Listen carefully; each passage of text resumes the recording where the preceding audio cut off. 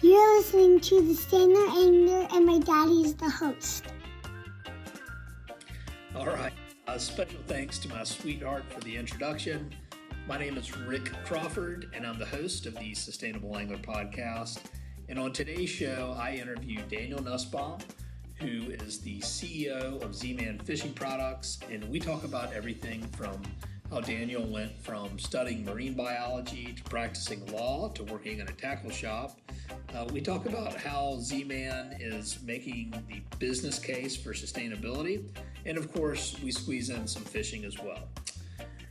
Be sure to check out our website also, the sustainableangler.com, to read my weekly blog posts, get caught up on previous episodes, and also stay tuned as I will be releasing some brand new The Sustainable Angler merchandise this spring. The Sustainable Angler podcast is brought to you by a New Earth Project, the Sustainability Initiative of Atlantic Packaging, and Emerger Strategies. The Sustainable Angler is available anywhere you listen to podcasts and is now airing Saturdays at 2 p.m. on Charleston's first and only community-supported radio station, Ohm Radio 96.3 FM.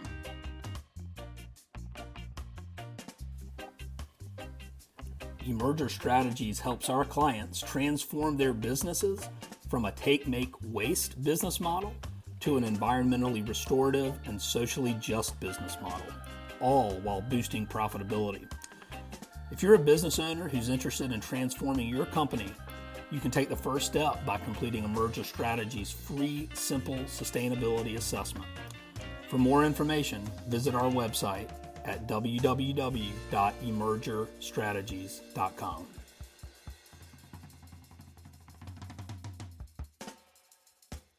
We set out with a New Earth Project to really start a movement. It's a global coalition of people who are deeply concerned and want to accelerate the transition away from problematic packaging to more sustainable solutions. Our entire value proposition was built on helping companies package things better. We were doing sustainability before sustainability was cool. We just called it packaging optimization. And packaging optimization really is about using less. And we built our whole business on that. You know, people send us their products, their goods, and we help them design packaging systems and solutions for the least possible cost, utilizing the least amount of material. Use less is always the right answer. And that's what I see with companies like a New Earth Project is it's like, we're just trying to create solutions for big companies and small, that makes it easier for them, cheaper for them, whatever it is, and then has less impact. Not just trying to tell people you should have less impact and making the choice forced on them. Like, make it better for everybody, and it'll make it better for the whole world. We see the problem, and we are with you.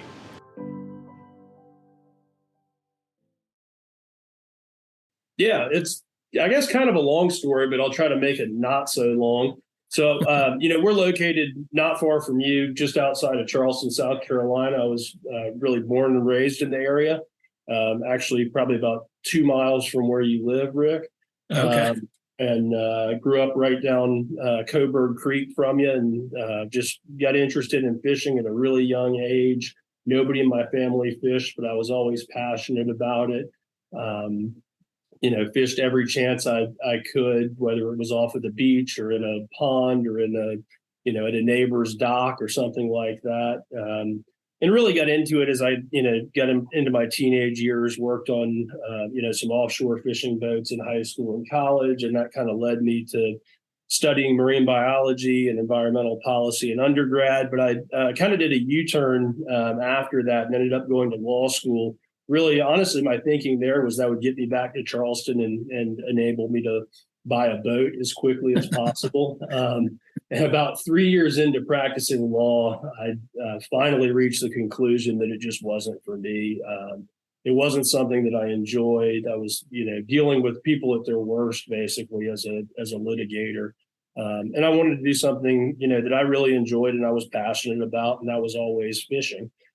So I left the practice of law. I about 6 months after I got married, and somehow I'm still married and work at a tackle shop at the Charleston Angler. Oh yeah.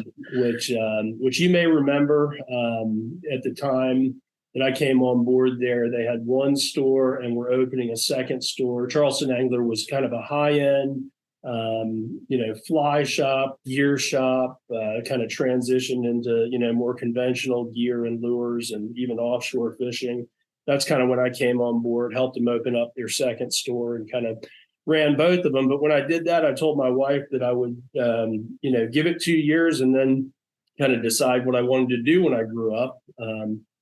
And in her eyes, I think working in a tackle shop wasn't what she had envisioned when she married a lawyer, I guess. But, I started looking at other career paths and, honestly, the opportunity to run Z-Man basically just fell in my lap. It's a local company, not far from where I live. And Z-Man's been around since 1995. And really, its predecessor was around before then. When I came on board in 2008, so I just celebrated my 15-year anniversary last month. Wow. Z-Man was mainly a company that supplied lures and lure components to other manufacturers. Okay. And the owners of Z-Man, who are local here to Charleston, decided that they wanted to grow the business, control their own destiny, and sell product under the Z-Man brand. So I was brought on board about a year after that decision was made to, basically be part of revamping our product line and growing the business. And we've been pretty successful in doing that. We've gone through, we've moved into a new location in the last 15 years, grown our business from when I started. I think we had 22 employees. Now we have over 100 full-time employees and another about 140 that do packaging for us at home. So wow. It's grown into a pretty big operation. We do, a lot of our manufacturing in-house, and it's kind of a cool business, and definitely something that I'm passionate about. Was it when you got into fishing that you were just like, oh, like this is like, you probably got obsessed like I did, right? And you're like, yeah, oh, this is all I want to do. And I don't really know the answer to that question because I was so young. I mean, the first vague memory I have of fishing, and part of it's a little bit of a memory and part of it's hearing the story from my parents, is, fishing on the beach at Sullivan's Island when I was 2 years old. And, the only thing I caught was a dead crab that I somehow snagged. And from that point on, all I talked about was fishing. I mean, I think I caught my first fish, a bluegill in a pond. I mean, probably most people's first fish is a bluegill in a pond. Right. And, I had an uncle that would, surf fish when we were at the beach in the summer, and knew a few other people. And, fortunately, it was an interest that my parents always fostered, even though they didn't fish.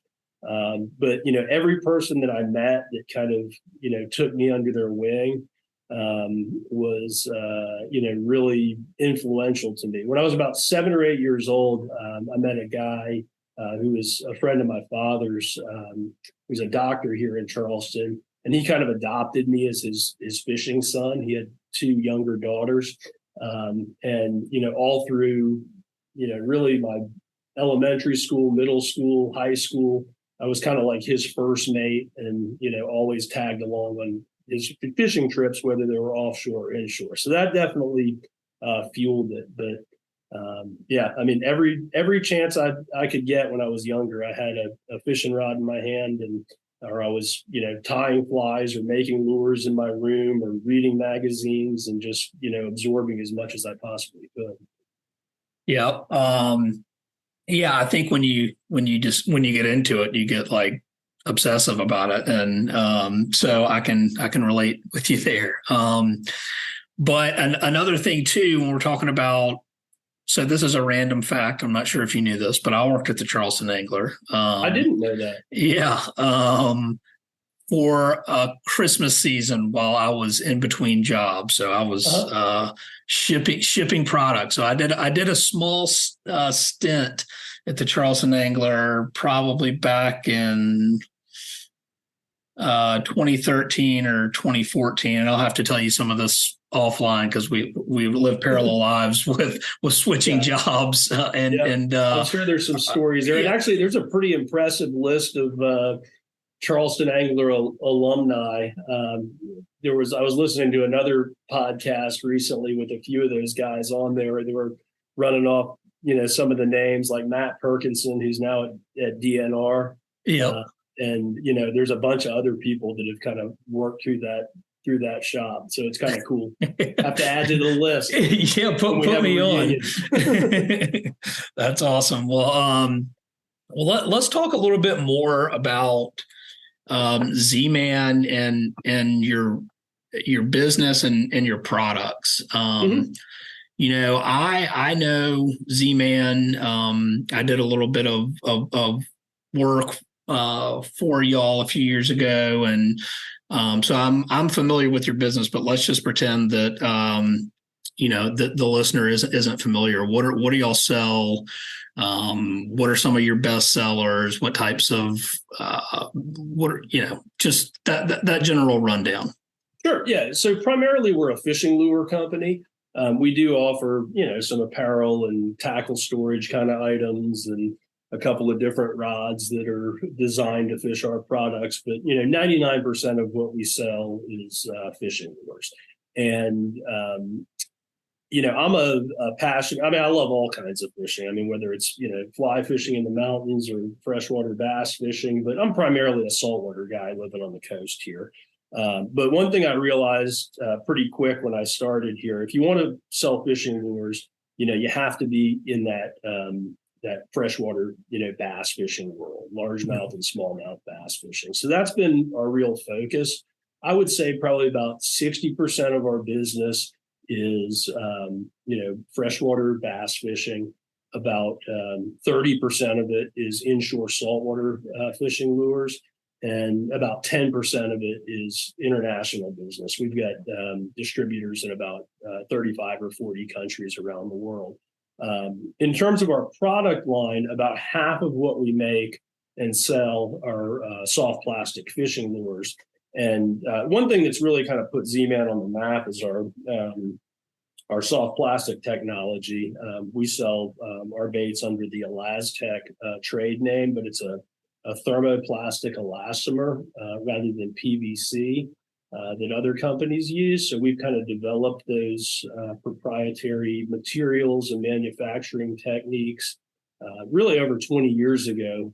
Those were developed here, and we're the first company to produce and sell a lure made out of that type of plastic. Now we've seen other factories in China, copying us and making really similar products. But that's one thing that kind of put us on the map. So that's about half of our business, our soft plastic lures. And then the other half are just other, skirted jigs, jig heads, terminal tackle. A lot of the jig heads are designed to, and hooks are designed to use with our soft plastics. But, you said a minute ago, pretend somebody knows nothing about Z-Man. Well, the one bait that some folks may have heard of that we make is a lure called the chatterbait. It's a bladed jig. It's like a jig head with a blade attached to the hook eye, basically, that vibrates and has become a really a staple in the bass fishing world. And we've got several patents on that, and that's been a big part of our business as well. So between our plastics and chatterbait, that's what's kind of put us on the map, and we're really broadening our product line now, and starting to make some hard baits. One thing that's been really successful for us over the last 2 years are some smaller baits for panfish and crappie, which that's kind of been surprised at how large of a market that is. So we're trying to branch out now that we've become a little bit more established, and that's really kind of the fun part of it, is growing the product line. Yeah, that's awesome. And I would have never have suspected that either, but I guess they're so accessible, that it's like people want, there's a demand for it. And there are a lot of people that, fish for, smaller species and use smaller lures and that sort of thing. So it's been really neat to see that take off. Yeah.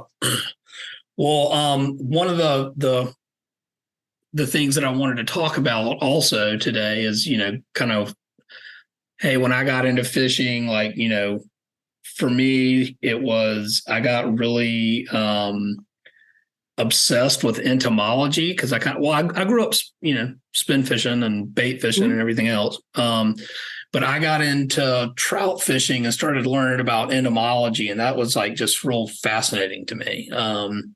Just learning about a different type of species that I grew up fishing and their environment.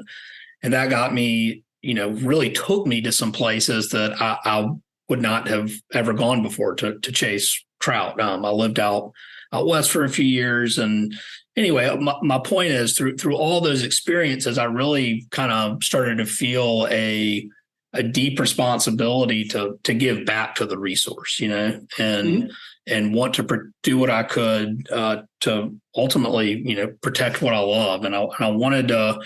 I know Z-Man has done some interesting things over the last few years, and I kind of wanted to spend a little time talking about that too, and wanted to, I guess, get that sort of environmental side of the conversation started off with by, just asking you, what you mentioned you were marine biology and environmental policy undergrad. So clearly that has been of interest to you, but just wanted to know sort of what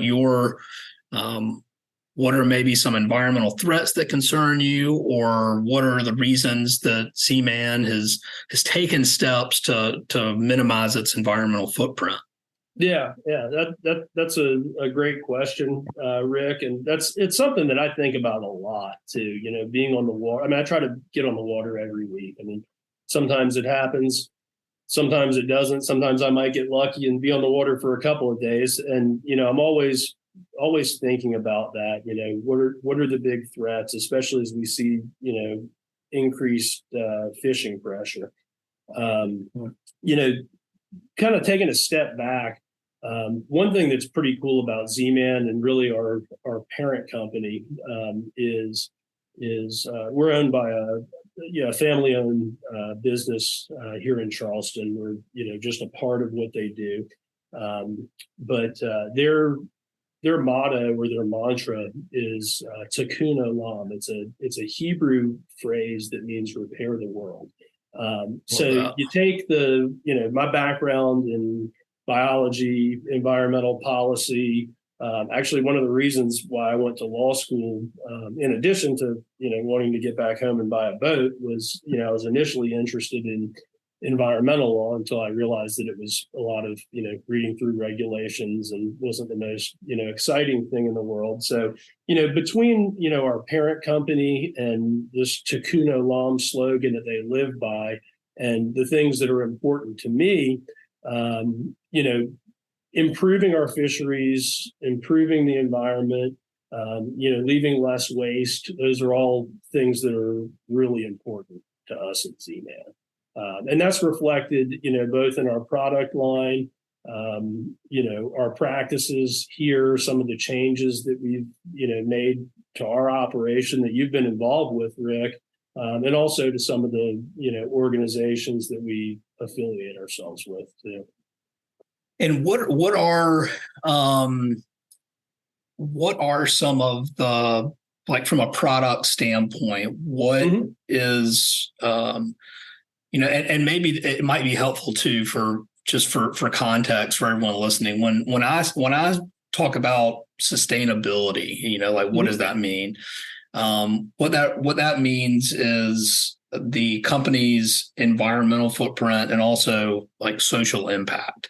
And ultimately, if you minimize your environmental impact and you have a positive community impact, you can enhance your bottom line. That's called the triple bottom line. And that's just for listeners who are going, what do we mean by sustainability? That's really what it means. Right. And so with having that context, what is the from a product standpoint, what are some things that y'all have done to minimize your environmental footprint? Yeah. So, I mean, our product itself is, inherently more sustainable than most other fishing lures. And by our product, I mean our soft plastic Elastec material. And I mean, I think that's really a major contribution, and exposing the fishing world to a different type of material. I mean, the real benefits there, Rick, are our material is, I mean, we say it's 10 times tougher than standard plastics, and it's probably more than 10 times tougher. I mean, you could take one of our baits and you can take a 3-inch bait and stretch it to 3 feet. That's great that it's stretchy, but where that impacts sustainability is the fact that an angler can use one lure all day. I mean, I've got lures tied on now that I fished for 3 trips in a row and probably caught 40 redfish on. Right. And you're not going through these plastic lures that are only lasting for one fish or one bite. They're not getting torn off the hook. They're not ending up littering the bottom of lakes and waterways where they can leach harmful chemicals into the water, or where they can be ingested by fish and cause reproductive harm, that sort of thing. Unlike other soft plastics, our material is 100% non-toxic, so it's not going to harm fish or other wildlife. With any chemicals that are in it. And it also floats. So it's going to float up to the top, to the surface, where it can be retrieved easily. The wind will blow it to the side of a lake where it can be picked up. It's not going to sink to the bottom and, cause harm, for an extended period of time. And that's something that's, the fishing industry has come under a bit of fire in recent years with soft plastic lures that have been discarded and that sort of thing. So it's pretty cool to be making a positive impact in that area. I mean, I think a lot of anglers out there recognize that as more of a functional aspect of our lures, rather than something that's achieving sustainability. But it is making a difference. And in fact, there are private lakes in Texas where, the owners of the lakes have, banned all other types of soft plastics other than ours because, they've seen the harm that it can cause to fish there. Really? That's wild. Yeah. Well, that's super cool. So, I mean, and I think too, that you make a really good point talking about like, hey, my customer may not necessarily be seeking out my product for like the sustainable attributes of the product, but it's an added benefit. And it sounds like that plastic maybe being designed with being non-toxic in mind. So it was kind of like driving innovation. And then you found out, oh, this is actually super durable and stretchy, so we can fish it longer, which makes it it makes it better for the environment ultimately. What else is Z-Man doing on the sustainability front that maybe some folks might not know about? Yeah. So, one thing that we did, this has really happened in the last 3 years, but, we added a solar array to the roof of one of our warehouses. And obviously there is, a financial benefit there. I mean, we're running, heavy machinery, and I mean, there was a time when our power bills were, $7,000, $8,000, $9,000 a month. They'd probably be higher now that we're, running our machines more.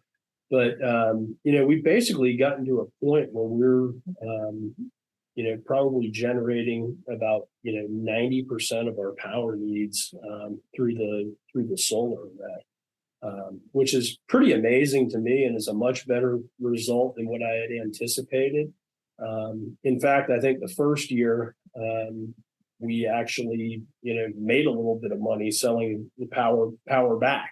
But since then we've kind of ramped up our machine usage, but it's pretty neat that we are, harnessing the power of the sun to make fishing lures and, not pulling power off the grid, and, using solar power for almost everything that we're doing now. And I mean, that's something that is, so I used to install solar panels, and I'm just, I'm obviously in with emergent strategies in the sustainability world. That's what I do, but it's still always fascinating to me and I really want to just highlight how incredible this is, just from just an economic bottom line perspective. Mm-hmm. Like it cut 90% of your power needs.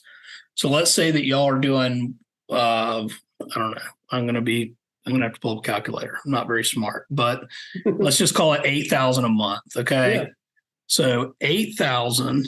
That's around $100,000 a year in power. Okay.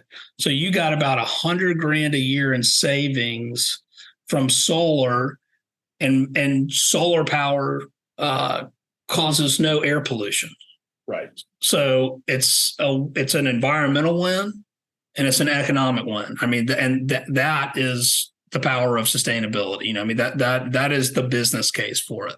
It's going, hey, we can minimize our environmental footprint, improve our economic bottom line. It's a win-win.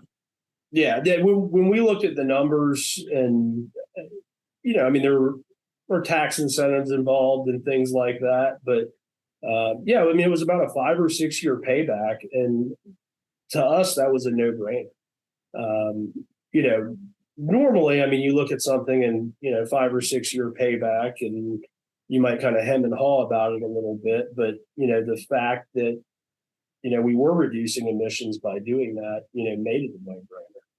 Yeah. And I mean, I think another obviously huge component, if there's any, you know, business owners listening to this and are going, hey, you know, we got to think about doing this. Another huge, I guess, hurdle that you don't have to worry about is it makes the most sense if you own the building, you know, Right. And otherwise it can be tough, and may not even be doable with a landlord. But if you own the building and you consume large amounts of energy, you have a big energy demand, it is certainly worth exploring. And I mean, this is like the perfect business case for it.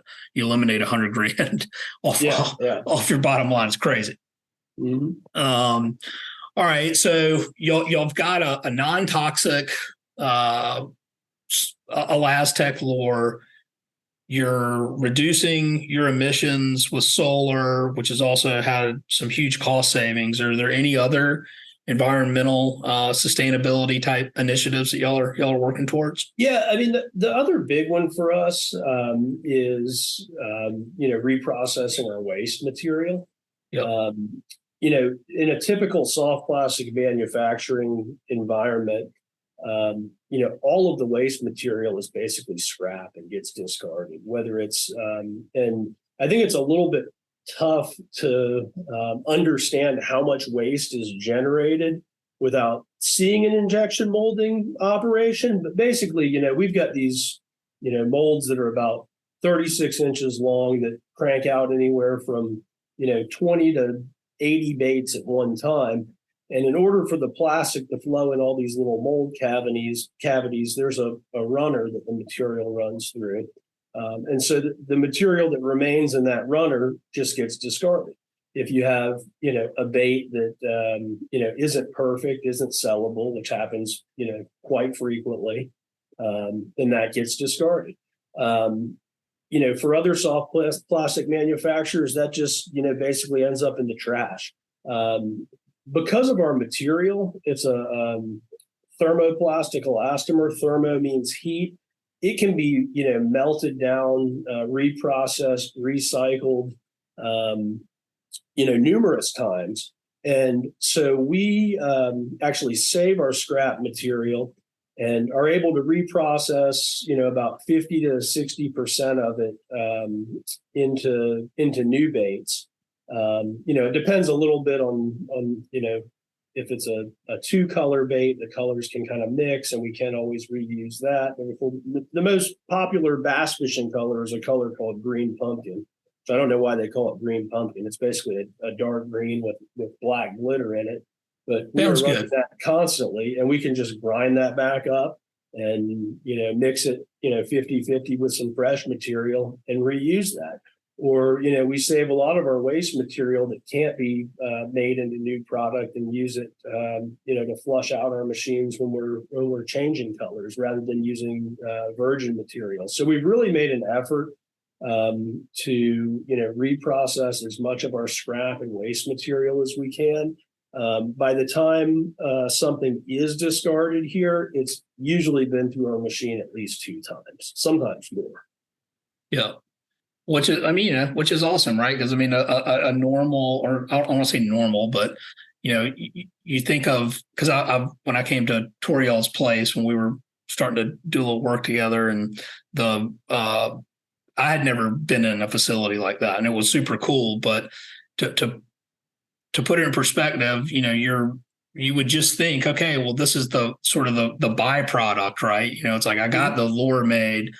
And the rest of this is, what are we going to do with it? We can't do anything. And the fact that y'all took those extra steps to see, hey, could this be reprocessed and made into new material? That kind of thinking is in what I see and working with clients and reading about other companies that are doing cool stuff in sustainability, is that it drives innovation, and that there's something to be said for that. And I feel like not a lot of people or enough people know the things that Z-Man is doing kind of in the background that are better for the environment and also moving an industry forward and in the right direction, and has established itself as a real leader in my opinion. Yep. And the one thing that I really hope to accomplish, in the next couple of years is, figuring out what to do with the rest of that material, or even after it's been run through our machines. We're constantly, just the other day we were experimenting with, a potential application outside, a marine application outside the fishing lure space to, reprocess and, actually manufacture something, a consumer product from our scrap material, which, is important to us, we want to add to our top line and our bottom line, but, really the whole point of that exercise is to figure out something to do with that waste material. Yeah. Yeah. And I think in some cases it depends on the product, but if you're a manufacturer listening to this and you're like, hey, what can we do with this waste? It's worth looking into if there's buyers for it, Yep. You could potentially, it doesn't always work out that way, but if you haven't, it's definitely worth exploring to see, because you could even create a new revenue stream, which again is that win-win that we're talking about with sustainability. It's like, okay, we could potentially make money selling our waste product that's reducing the waste sent to the landfill. That's that's what you're looking for. Mm-hmm. Z-Man's got the non-toxic product. Solar is minimizing waste sent to landfill, all positives on the environmental side and economic side. But on the social bottom line, sort of what in sustainability, what we call that is you're looking at a range of things, but one of the KPIs, if you will, of social bottom line is volunteering or giving back to conservation organizations. And I wanted to spend a little bit of time talking about some organizations that Z-Man supports, because I know that's important to y'all as well. Yeah, it absolutely is. And really, one thing that I wanted to mention too, that is, a little bit different from what you're talking about, Rick, but I think it's worth mentioning because I think there's a lot of people, even in the fishing industry, definitely in the general public, that don't understand this. But one thing that, and I've given a couple of talks about this to, different state agencies, the Southeast Organization of Fish and Wildlife agencies, and a couple of others. But, and one thing I always mention when I give these talks about this is a book that you gave me when we first met, and that's Yvon Chouinard's book. With the concept of 1% for the planet. That really, I read that book cover to cover within days of you giving it to me, and it really made me think about things. But the one thing, when I closed that book, the one thing that popped into my head, with the idea of giving, 1% of your profits or 10% of your revenue, back, to sustainability causes. is, we're actually already doing this. And the way that we're doing that is through, through the federal excise tax program. A lot of people aren't aware of this, but, all fishing tackle sold in the United States, the manufacturer has to pay a 10% tax on all of their sales.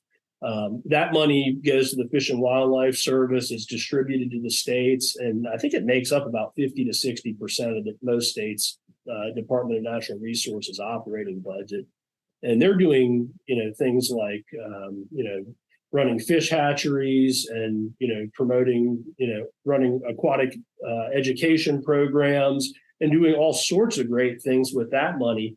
But, that's something that I think, not just Z-Man, but the entire fishing industry, contributes, that I think is probably worth mentioning, because it's, it's not insignificant. Again, 40 to 50% of these, state budgets are, getting funded by these excise tax dollars. And, some of it goes to enforcement and building, boat ramps and things like that. But a lot of it goes, right back into helping, rebuild and improve our fisheries. And, not only is it important to understand that that's a way that manufacturers like Z-Man are contributing, but I think that it's important also because there's so much, they call it tax slippage, but it's basically there's so much fishing tackle sold in the United States where that tax isn't being paid, whether you're buying from a Chinese company on Amazon or from, Alibaba, or, from a small, lure maker that may not, abide by those rules, by the tax rules. So, I think it's important to support, reputable fishing tackle manufacturers, because that money goes right back into our resource. So I just wanted to mention that. I know it's getting a little bit off track, but that's a way that, not just Z-Man, but all fishing tackle companies in the United States are giving back.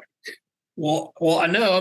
I think it's important because I think, most people don't know that that's a cost of doing business that fishing lure manufacturers do. And I think the benefits, so like kind of put this in perspective, if you're saying, hey, it helps fund DNR, we'll keep it local here to Charleston, but, DNR has an incredible oyster shell recycling program.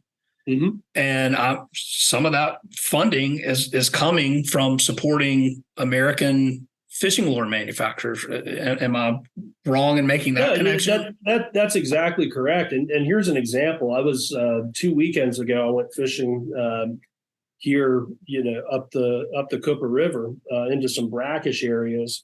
And it was a fantastic day. We caught, trout, redfish, flounder, a largemouth bass, but we caught, probably 6 or 7 striped bass. And, I was talking with the guy I was fishing with, he was friends with the folks at DNR. All of those striped bass that are in that river and in a lot of our coastal rivers here are stocked fish. So that's, basically our our excise tax dollars going to support those stocking programs and, create, it's basically they've revived a fishery. Those fish were essentially, extinct. And they've, revived that fishery through stocking. And that the money for the stocking programs comes from when, somebody walks into a tackle shop and, buys a pack of hooks or a rod and reel. Wow. Well, that's cool. No, I'm glad you brought that up, because I would be willing to bet, most folks are unaware that companies are doing that and already giving back. Are there any other sort of conservation organizations that Z-Man supports? Yeah, absolutely. One that we've really gotten behind in the last few years is Captains for Clean Water down in Florida. And I know that you're probably familiar with Captains for Clean Water and the work that they're doing, as well as the issues that they're facing in Florida, whether it's, in the Everglades and, the southern part of the state with, Lake Okeechobee discharges and water quality issues, related to red tides and things like that, or, septic tank issues. I mean, they've got a host of issues, and, Florida is the number one fishing state. So, it's very important. So we've, been partnering with those guys over the last few years. We're actually working towards, bringing them up here to Charleston in a couple of months and hosting an event with them up here to kind of raise awareness. We really like what they're doing. We work a lot with, some of the CCA local chapters. CCA, I really like working with them on the local level because, you mentioned, DNR doing, oyster habitat kind of replenishment. Well, that's something that our local CCA chapter here, in our East Cooper chapter in Mount Pleasant, where I live, something that they're actively engaged in. So, a lot of smaller kind of grassroots kind of organizations like that. The other thing that we've taken on over the last few years, for us, and with my background in marine biology, I mean, I think that the solutions always start with research, and we've got a relationship with the University of Florida's Marine Lab in Cedar Key, Florida, and for the last few years we've been endowed a graduate research assistantship at Cedar Key Lab. And it's been specifically the research project has been specifically, focused on game fish and improving their fisheries. Now, the graduate research assistant now is working on snook research. In the past, they worked on sea trout research. So, all things that are important to us at Z-Man, definitely important to our business too, but, just looking for opportunities where we can to contribute. Well, that's awesome.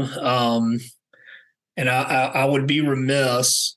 Well, I guess I would say before we do that, I would just say for anyone listening that's thinking about this, it's the way that I look at it, and I obviously am biased, but correct me if I'm wrong, but ultimately Z-Man is proving that doing good is good for business. I mean, you're supporting conservation, some be it through an excise tax, some be it through funding for research, some be it through protecting your local waterways with oyster reef restoration. You're minimizing the environmental footprint of your product and your operations. And ultimately, that has a positive effect on your economic bottom line. Yeah, I mean, some of it might not be, some of it is immediate, like the solar project. Some of it, like, investing in, scientific research. I mean, that, may have a longer timeline, but yeah, I think you're 100% right. And those are the kind of opportunities that we look for, where it's, obviously going to, help help fisheries, help water quality, but, at the end, that all helps our business. Yep. Well, okay. So now, I would be remiss if we didn't talk some fishing, because let's do it. We've been talking lures, but not a ton of fishing. So yeah. All right. What is your favorite saltwater species to catch? Without a doubt, redfish. Yeah. I mean, that was, that's, somebody around here, and that's most likely going to be their answer. And I love the, offshore fishing, and have been lucky to do a lot of that. But, I find myself nowadays with just complete tunnel vision on catching redfish in 18 inches of water or less. Whether I'm, seeing the fish and casting to it, or, it's a visual strike on a topwater plug. That's what really gets me fired up. So, 90% of the time when I'm on the water, that's what I'm doing. Yep. Yeah, I can relate. What's your favorite Z-Man lure that you're throwing at redfish in 18 inches of water? Yeah, so we make a bait. It was actually when I started here, I was doing really until the last couple of years was kind of overseeing all the product design and product development stuff. And one of the first baits that I designed, it's probably 13 or 14 years ago now. It's called the Paddlers, and it's a 4-inch little swim bait with a really thin paddle tail and kind of a thin body with a couple of segments in the body. It gives it this real subtle swimming action. Most paddle tail swim baits, it's kind of an aggressive action, and I wanted something that had a little bit more action than like a jerk shad or a zoom fluke or something like that, but not enough to spook our fish because they can get pretty finicky. And I feel like if I'm throwing that 4-inch Paddlers, and we make a color called Redfish Toad that we came up with a few years ago, and if I'm throwing that, and if I'm not getting bit, it's more likely than not that fish probably isn't going to eat. There's times a year, we're getting to the time of year where the water cools down and we'll start throwing some smaller stuff. But, for 10 months of the year, that's the most effective we get our hands on. All right. And so that's salt water. What about freshwater?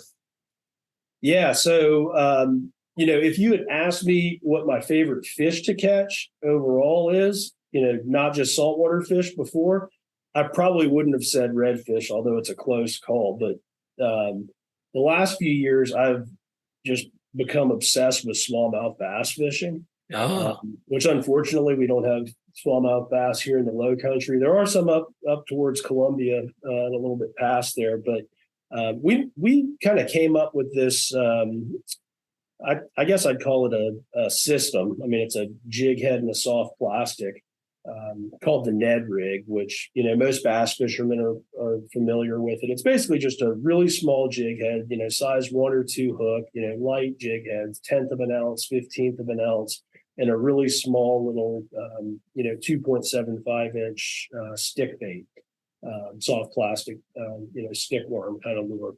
And when we were kind of exploring that project, I met a guy who invited me to go fish with him up at Lake of the Woods in Canada.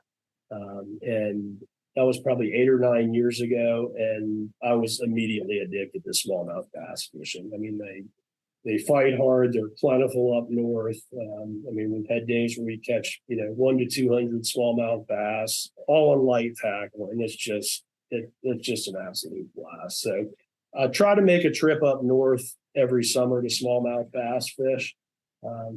Happens about every other summer, but if I can pack about 500 smallmouth bass into a week, then I'm pretty happy for the rest of the year. Yeah, I would be too. Yeah. All right. So this leads me to I guess one of the last questions, because we're running out a little bit of time. But you've had an opportunity to travel some to fish. It sounds like you just mentioned Canada. Mm-hmm. Where maybe are some of your favorite places that fishing has taken you that you've been able to go? Yeah, definitely. Lake of the Woods in Canada is up there. I mean, it's probably the most beautiful place I've ever been. There's not a lot. You get out, it's a huge lake. You get out on the lake and you might go all day without seeing. I mean, you see more bald eagles than you do other boats. So that's definitely a cool place. I love going to Louisiana, the Louisiana Delta, that Venice area. Been really fortunate to have gotten to go down there a bunch and fish. And, the fishing for redfish is phenomenal. The offshore fishing for tuna and stuff like that. I mean, you can catch fish of all sizes down there. It's actually, a little bit bittersweet talking about it because that fishery is under so much pressure just between, the erosion issues they have down there, and they have, commercial menhaden trawlers everywhere, and, not a great catch and release ethic, unfortunately. But that's a really cool place. The last place I'd mentioned, which I was just talking to somebody about this last week, and I'm dying to get back up there, is the Susquehanna River in Pennsylvania, which is almost like It's almost like a whitewater river in places. They say it's a mile wide and a foot deep, but I was up there a few summers ago fishing on a jet-powered aluminum boat, running the rapids in that thing. It's just one of the coolest experiences. That was smallmouth bass fishing, but just, getting to go to a place like that that's just completely different. Those are definitely my three favorite places that I've been. Love it. Well, Daniel, I really appreciate you taking the time to do an interview and talk about sustainability and conservation and why we love to fish. So yeah, and thank you, Rick. I appreciate everything that you're doing too to bring some of these issues to the forefront and help guide businesses in ways that they can be part of the solution. All right. Well, thanks to Daniel and Z-Man Fishing Products for leading by example. Also, thank you for listening to The Sustainable Angler. If you like what you're hearing, if you could, please leave a rating and review. That helps to spread our message and hopefully educate and inspire even more anglers to protect the planet. Thanks for tuning in.